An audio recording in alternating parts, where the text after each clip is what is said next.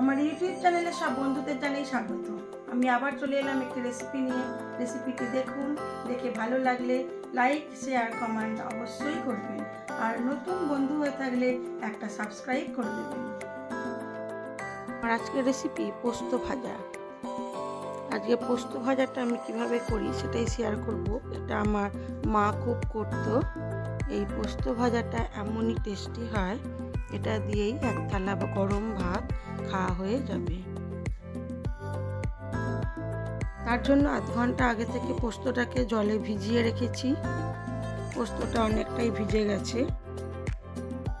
এবারে পোস্তটাকে আমি দুটো শুকনো লঙ্কা দিয়ে খুব ভালো করে বেটে নেব। কাঁচা লঙ্কা দিয়ে বাটলেও হবে। এবারে কড়ার মধ্যে দিয়ে দিলাম পরিমাণ মতো সরষের তেল।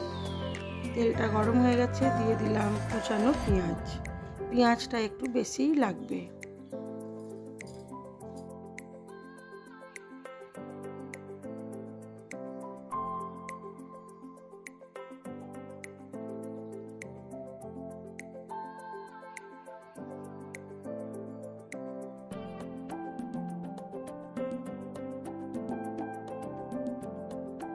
পেঁয়াজটাকে নুন দিয়ে বেশ কিছুক্ষণ ভেজে নেব।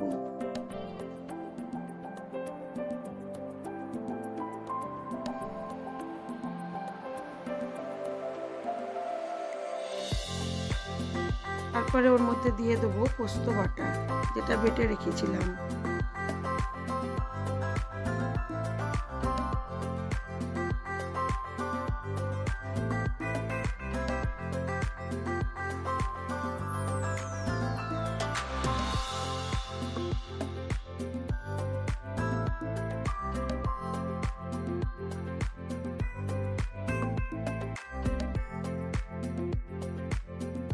দিলাম স্বাদ মতো নুন ও চিনি।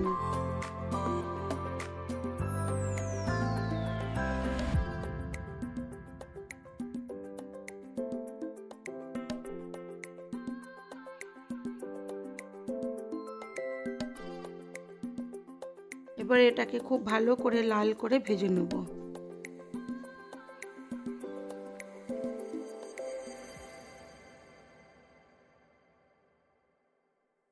আমার মা এইভাবেই পোস্ত ভাজা করতো। এই পোস্ত ভাজাটা আমার মায়ের থেকেই শেখা। পোস্ত ভাজা, আলু সেদ্ধ আর মুসুর ডাল দারুণ লাগে।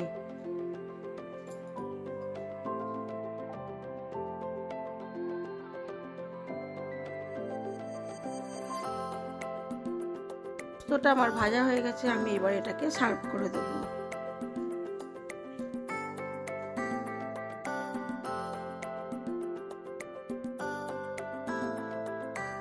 আমার এই ভিডিওগুলি যদি আপনাদের ভালো লেগে থাকে তাহলে লাইক শেয়ার কমেন্ট অবশ্যই করবেন, আর নতুন বন্ধু হয়ে থাকলে একটা সাবস্ক্রাইব করে দেবেন।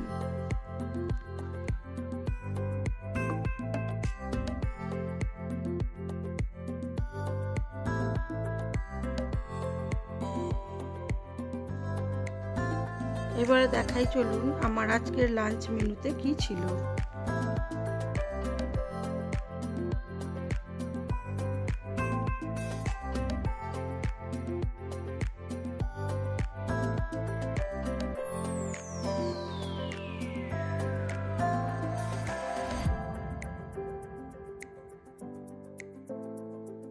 আর আজকের লাঞ্চ মেনুতে ছিল সাদা ভাত, করলা ভাজা, বেগুন ভাজা, ওল ভাতে,